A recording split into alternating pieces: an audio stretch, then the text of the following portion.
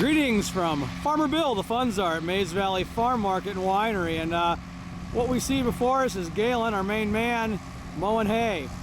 We'll talk a little bit about hay and straw because I give a lot of wagon rides, field trips, educational tours, and everybody always says, come on kids, let's hop up on the hay. Well, we very seldom have hay up on our wagons. We usually have straw, but today we are mowing hay. What's the big difference? Who cares? Why do you give a darn? Well, you might not give a darn, but the animals eating it sure do. This is hay or forage, and what we're using there is a New Holland 1431 Discbine and conditioner.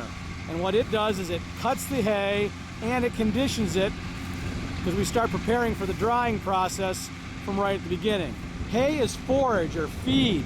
This particular field is an alfalfa and Timothy grass mix. We harvest this hay to sell to people who mostly feed it to livestock, which are mostly horses in this case.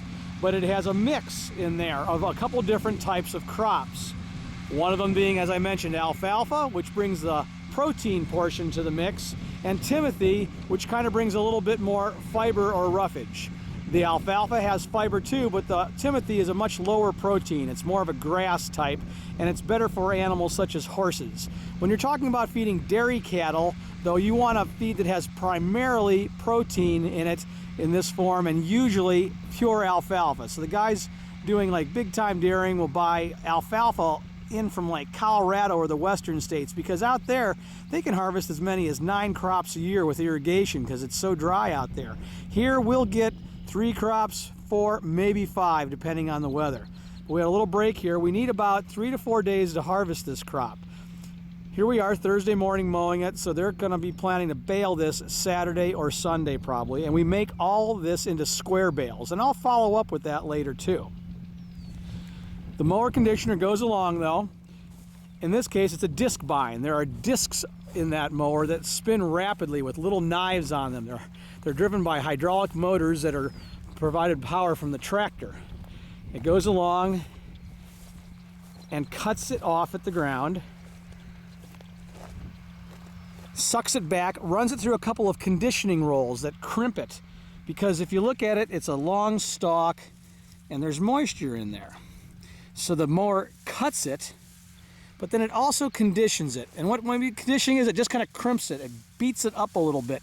It breaks the walls down. If you look, you can see it's all busted up, and that's what you're trying to do because that helps dry it. And a little bit, I'll show you a sickle bar mower, old school style of doing it. There are also hay bines like this one that have sickle bars on them that cut it and condition it, but the Discbine is a relatively new adaptation. They've been around about 10-15 years now, and what they allow you to do is mow in much heavier and wetter conditions. Those discs are really powerful. They take more power and they're a little more fragile when you're coming to rocks and things, but they can go and really hog through heavy hay that's wet. So this hay is kind of wet out here. When you had a sickle bar conditioning style mower conditioner, it wasn't able to hog through the big heavy stuff quite as well.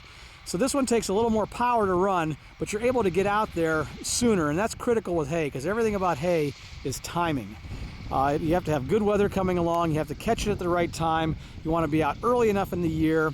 You can't get out too early. You have to let the crop mature. You have to let, especially the alfalfa, reach a physiological stage of growth where it's optimal, both for the feed and feed content within that crop at the time, but also for the entire plant. It's a perennial plant. It comes back every year.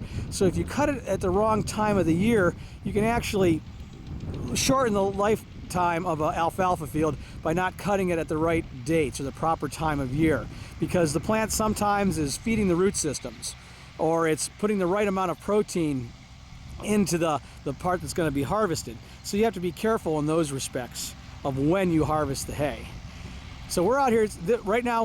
We could have been a little earlier, but we were too busy planting other vegetables and stuff. This could have been harvested about a week ago. Would have been great. We had a real good dry stretch of weather, but right now we're catching up now. We've got about over 200 acres of hay to do. Last year they made, I believe, somewhere in the neighborhood of 48,000 square bales, which all go locally here, although we do have some cases where we have truckers come up from the south hauling oranges up into Cleveland, and then they'll backhaul hay to the racetracks.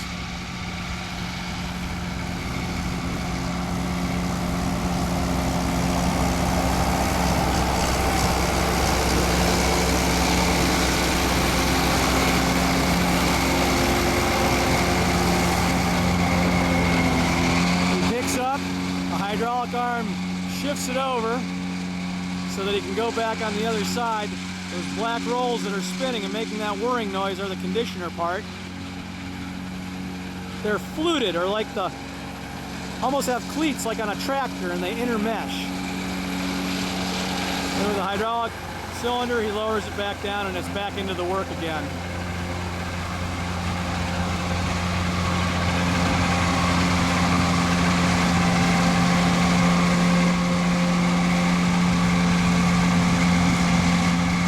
So once again, this is Bill Back in the Fun Zart at Maize Valley Farm Market and Winery. Like I say, this is the Ohio Wine and More blog, because we do a whole lot more than just grow grapes and make wine. We're a diverse family farm operation. I want to just say, hey, thank you for stopping by, and I hope you pick something up. That's cool. Take care. Bye-bye.